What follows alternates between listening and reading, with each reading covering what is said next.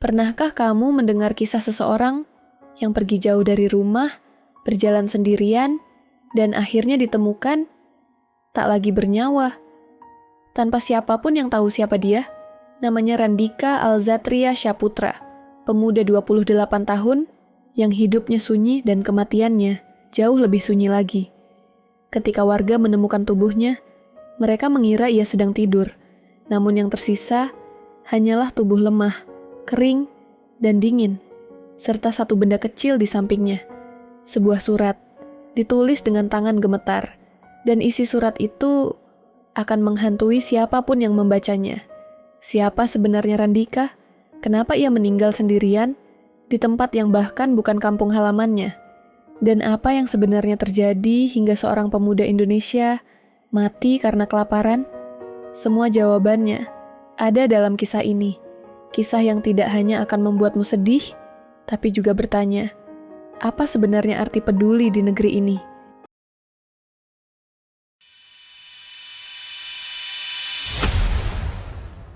(17 Oktober 2025) Warga Sampang, Cilacap, mengira pemuda itu sedang tertidur di teras rumah.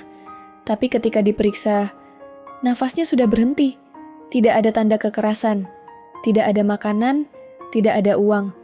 Hanya surat kecil yang ditulis dengan tangan gemetar. Dalam surat itu tertulis, "Aku Randika Alzatria Syaputra, anak broken home. Jika aku mati, tolong kirim jenazahku ke orang tuaku di Lubuk Linggau.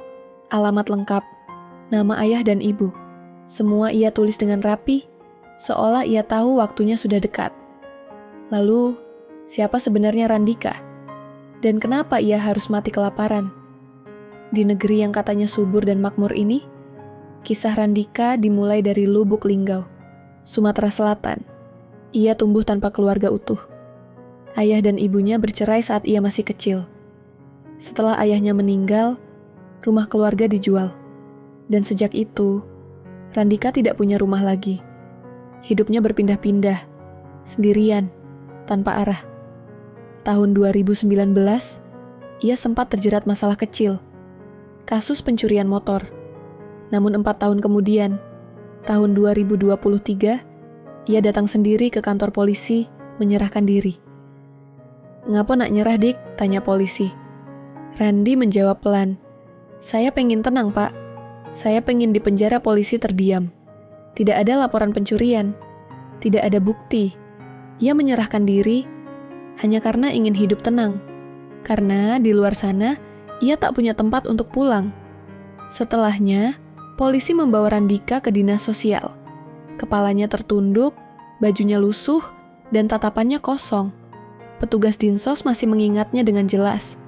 "Anaknya sopan," kata mereka, "tapi kelihatan capek banget sama hidup." Beberapa hari ia dirawat, diberi makan, diberi tempat tidur. Namun suatu hari ia berkata lirih, "Saya mau ke Jawa, Pak. Saya mau cari keluarga saya." Tak ada yang tahu siapa keluarga yang ia maksud. Tapi karena tekadnya kuat, pihak dinsos membantu keberangkatannya. Dan setelah itu, Randika menghilang. Berbulan-bulan tak ada kabar. Sampai akhirnya, berita itu datang. Seorang pemuda ditemukan meninggal dunia di Cilacap. Ketika surat wasiatnya dibuka, alamat yang ia tulis ternyata benar adanya, meski RT-nya sudah berubah karena pemekaran wilayah. Bahkan, ketua RT di Palembang mengonfirmasi, "Ya, benar, itu rumah pamannya." Namun, ada keanehan lain. Beberapa saksi mengatakan Randika tidak meninggal di teras rumah, melainkan di area masjid dan dipindahkan agar tidak mengganggu jamaah Jumat. Entah mana yang benar, tapi yang pasti, ia meninggal dalam kesepian. Warga sekitar sempat melihatnya beberapa hari sebelum meninggal. Ia duduk di depan warung, lemah, kehausan, namun tidak pernah meminta uang. Ia hanya berkata, "Boleh saya minta air putih, Bu?" Seseorang sempat memberinya roti. Ia tersenyum, pelan berkata, "Terima kasih," dan berjalan pergi. Itulah terakhir kali seseorang melihatnya hidup. Ketika jasadnya diperiksa, tidak ditemukan tanda kekerasan, tidak ada racun, tidak ada obat-obatan. Ia meninggal karena lapar dan kelelahan. Di negara yang katanya punya sawah terbentang, laut melimpah, dan ekonomi yang meroket, seorang anak muda mati karena kelaparan. Dalam surat terakhirnya, Randika tidak menyalahkan siapapun. Ia hanya ingin pulang. Ia ingin dimakamkan di samping ayahnya di Palembang. Namun ibunya yang kini tinggal di Bogor memutuskan memakamkannya di sana agar bisa diziarahi. Ironisnya, bahkan dalam kematian, Randika tidak benar-benar pulang. Ketika kisah ini viral, ribuan orang di media sosial menangis membacanya. Ada yang menulis, "Bayangin, dia lebih memilih mati kelaparan daripada harus mengemis. Semoga surga menjadi tempat istirahatmu." Randi yang lain menulis, "Ini bukan salah negara saja, ini salah kita semua, karena kita terlalu sibuk untuk peduli." Kisah Randika adalah potret kecil dari gunung es besar, tentang orang-orang yang hidup sendirian, tanpa identitas, tanpa arah, di tengah kota yang ramai tapi dingin. Mereka tidak butuh banyak, hanya segelas air, sebuah sapa, atau sedikit rasa peduli. Tapi kita sering menunggu semuanya terlambat. Randika mungkin telah tiada, tapi namanya kini hidup sebagai simbol bahwa kemiskinan, kesepian, dan kehilangan bukan sekadar angka di laporan. Itu nyata, itu berdarah, itu bernama manusia. Dan mungkin di antara keramaian hari ini, ada Randika lain yang sedang berjalan sendirian, menunggu seseorang menatap dan berkata, "Kamu gak apa-apa?" Dan begitulah kisah seorang pemuda bernama Randika Alzatria Syaputra. Pemuda yang tidak pernah meminta lebih, selain sebuah tempat untuk pulang. Ia tidak menuntut kekayaan, ia tidak meminta belas kasihan. Ia hanya ingin sedikit saja, kehangatan, perhatian, dan rasa aman yang mungkin selama ini kita anggap sepele. Namun hidup tidak memberikannya itu. Jalanan memberinya dingin, kesepian memberinya luka, dan dunia membiarkannya berjalan sendirian hingga langkah terakhirnya terhenti.